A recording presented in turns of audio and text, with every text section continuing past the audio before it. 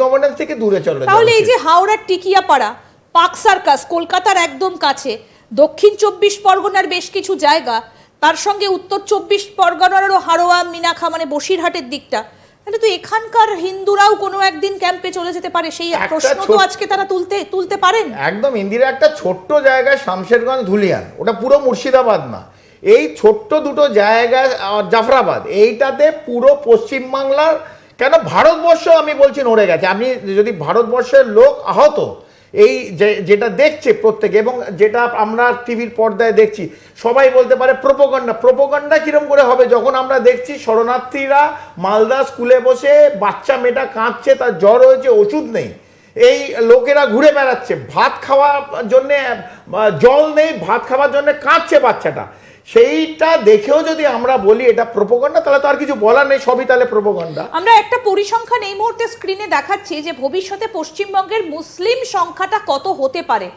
দেখুন 2021 সালে ছিল 21.52, 2031-এ 23.61, পরবর্তী 10 বছরে কতটা বাড়ছে দেখুন, 29.36, মানে প্রায় 30%। এতটা বৃদ্ধি পরের 10 বছরে, মানে 31 থেকে 41। তখন তাহলে সেই জায়গাতে হিন্দুরা তো সত্যি এবার সংখ্যা লঘু হয়ে যাচ্ছে, হিন্দুদের সংখ্যাটা কত থাকছে? ইন্দিরা, আমরা যে ফিগারটা দেখছি, এই ফিগারটা এটা সেন্সাস তো আমাদের 2011 পর সেন্সাস হয়নি। এই যে ফিগারটা, এটা ওই 11 সেন্সাসের ওপর এই পেপারটা আমাদের হয়েছিল।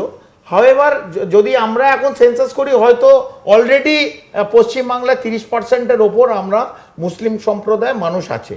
তো মুসলিম সম্প্রদায়ের মানুষ থাকাতে আমাদের কোনো আপত্তি নেই, কারণ হিন্দু মুসলিম একসঙ্গে থাকবে, এটাই আমরা দেখে এসেছি, এটাই ছিল।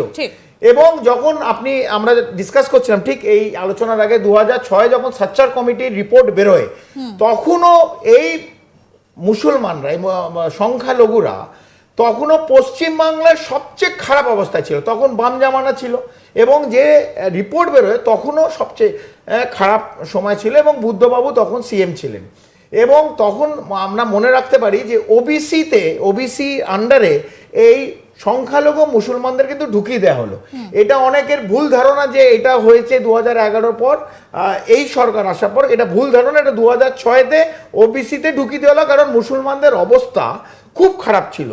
কিন্তু ধর্ম নিয়ে একটা ওবিসিতে ঢোকাবার যেটা বামপন্থীরা করেছিল অথবা বুদ্ধবাবু করেছিল, এটা ঠিক কিনা সুপ্রিম কোর্টে এটা আছে, সেটা সুপ্রিম কোর্ট ফাইনাল রুলিং দেবে। এটা এখন মানে ওবিসিতে মুসলিম সম্প্রদায়ের মানুষকে ঢোকানো এখন বন্ধ পশ্চিমবাংলায়, এটা সুপ্রিম কোর্টের রুলিং এখন আমরা আসিনি।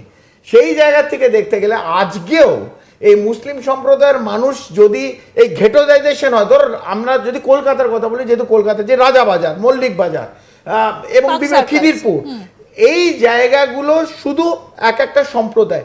কেন এই আমরা তো টিভির সামনে কনফারেন্সে যখন বাংলার ইন্টেলেকচুয়ালরা যারা কবিতাও লেখে, লাঠি নিয়ে এক কবি দুটো কবিতা লিখেছে, তারা যখন কথা বলে তখন তো বলে হিন্দু মুসলিম ভাই ভাই, সারাক্ষণ বলছে, এবং ক্যামেরার সামনে আমরা বলি সম্প্রদায় এক সম্প্রদায় আর এক সম্প্রদায়ের সঙ্গে থাকবে।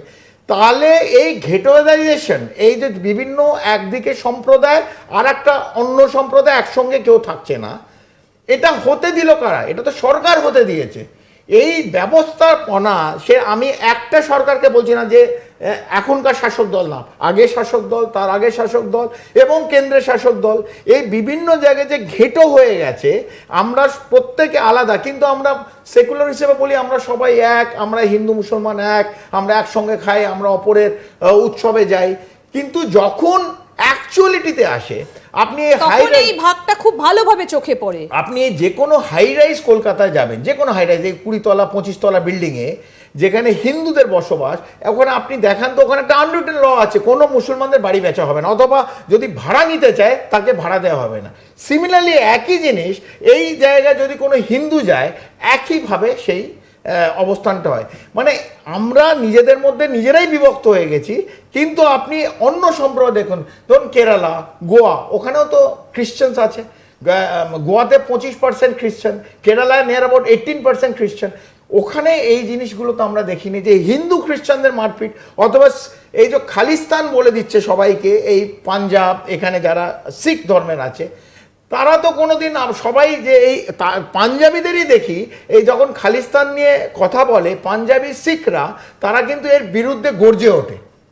ঠিক একইভাবে আমি কিন্তু এই জিনিসটা আমাদের যে মুসলিম সম্প্রদায়ের মানুষ, মানে এটার কারণটা কি সেই রাজনীতির জন্যই কি এই ইস্যুটাকে মুসলিম জিইয়ে রাখা? সম্প্রদায়ের মানুষ বিগত 75 বছর যে স্থানে ছিল সেই স্থানে তাদের বিভিন্ন রাজনৈতিক দল তাদের ভোট ব্যাংক হিসেবে তাদের খেলা ব্যবহার করেছে এবং ভাতা দিয়ে দিয়েছে এবং তাদের এই দাঙ্গার মধ্যে ইউজ করে দেয়। মানে ওদের একটা স্ট্যাম্প লাগানো খুব সোজা। আমি একইভাবে বললাম যারা খ্রিস্টান ধর্মে তারা তো করছে না, শিখ ধর্মে তারা হচ্ছে না, কিন্তু এদের চাকরি দেওয়া সোজা কেন? এদের লার্জ পোর্শন ইজ আনএমপ্লয়েড। এদের আর্থিক এটা কি এরা কোনোদিনও কাজ করতে চায়নি বলে নাকি ভাতা দিয়ে এদেরকে দমিয়ে রাখা না, হয়েছে? ভাতাও না, কাজও না। এটি সাচ্চার কমিটি যদি আপনি পড়েন, এটা মানে সাকসেসিভ গভর্নমেন্ট হ্যাজ প্লেড। এদের যে সরকার যতগুলো আমাদের পলিসি, ওয়েলফেয়ার, আমাদের এমপ্লয়মেন্ট অথবা আমাদের এডুকেশন সিস্টেম কে দেখে? সরকার দেখে। পলিসি কারা বানায়? সরকার বানায়। তাহলে সরকার এত বছর 75 বছর পরও এই সম্প্রদায়, এই মুসলিম সম্প্রদায়ের তারা শুধু আমরা প্রধানমন্ত্রী, কিন্তু এটাকে কি শুধু আপনি রাজনীতি বলবেন? বিভিন্ন মাদ্রাসার জন্য তো অর্থ বরাদ্দ করা হয়, কিন্তু মাদ্রাসাগুলোতে শিক্ষার নামে সেখানে ধর্মের নামে আরো উস্কানি দেওয়া হয়, আরো সুশ্রুতি দেওয়া হয়। সেটা খারিজা মাদ্রাসার কথা বলছেন। এই বুদ্ধবাবু 2006-এর সময় যখন সাচ্চা রিপোর্ট বলল, আপনিও শুনেছেন, আমরা যে খারিজা মাদ্রাসা ইমিডিয়েটলি বন্ধ করা উচিত। মাদ্রাসা দু টাইপ হয়, একটা হচ্ছে মানে মেন স্ট্রিম মাদ্রাসা, সেখানে সায়েন্সও পড়ানো হচ্ছে, ম্যাথামেটিক্স, ইংরেজি, বাংলা, উর্দু সব পড়ানো হচ্ছে, যেরকম অন্যান্য স্কুলে হয়। সেখানে বেশিরভাগই মুসলিম সম্প্রদায়ের মানুষ পড়তে যায়। কিন্তু খারিজা মাদ্রাসা সেটা ধার্মিক ব্যাপার অনেকটা। সেই জায়গাগুলো আমরা বলতে চাই যে আমি যদি আজকে টিভির সামনে বলি খারিজা মাদ্রাসাগুলো বন্ধ হয়ে যাওয়া উচিত, কারণ এই মুসলিম সম্প্রদায়ের যে বাচ্চা ছেলেগুলোর ওখানে যে ব্রেন ওয়াশ হচ্ছে সেটা না করে ওরা মেন স্ট্রিমে পড়ুক, তাদের সায়েন্স পড়ানো হোক, তাদের ম্যাথস হোক। আমরা দেখতে চাই তারা এই যে অন্যান্য যে ধর্মের লোকরা এগিয়ে যাচ্ছে তারাও যেন একইভাবে আর্থিকভাবে সবল হয়। সেই জায়গাটা পড়তে গেলে সেই ইমাম হবে। আমি কাউকেই ছোট করছি না, কিন্তু খারিজা মাদ্রাসার মধ্যে যে এড আছে, স্টেট এড আছে, বিশেষ করে পশ্চিমবাংলায়, এগুলো কেন অ্যালাউ করছে? এখানে তো মেন। কিন্তু আপনি বলুন তো, আলিয়া বিশ্ববিদ্যালয়ের মতো একটা বড় ক্যাম্পাস, সেখানেও কেন মাঝে মধ্যে এই ঘটনার খবরগুলো উঠে আসবে? সেখানেও তো আমরা দেখি নানা রকম সংঘর্ষের ঘটনা ঘটছে। আমি বলছি পুরোটার মধ্যে একটা রাজনীতি লুকিয়ে থাকে।